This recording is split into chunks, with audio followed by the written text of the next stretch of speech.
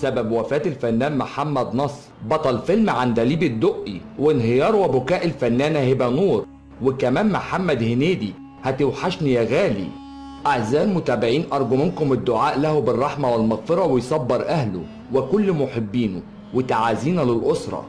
حرص الفنان أحمد السقا على حضور جنازة الفنان الراحل محمد نصر اللي توفى فجر اليوم، كما شيعت جنازته من مسجد السيدة نفيسة.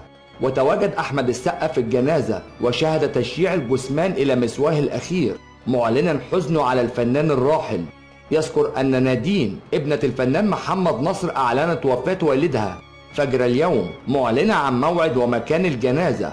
وكمان كتبت نادين عبر حسابها الرسمي: لا حول ولا قوة إلا بالله، إنا لله وإنا إليه راجعون. توفي إلى رحمة الله تعالى والدي الفنان محمد نصر، أغلى وأعظم إنسان وأغلى حاجة في حياتي وأطيب قلب في الدنيا كلها وسندي وظهري. أعزائي المتابعين، المتوفي يحتاج منكم الدعاء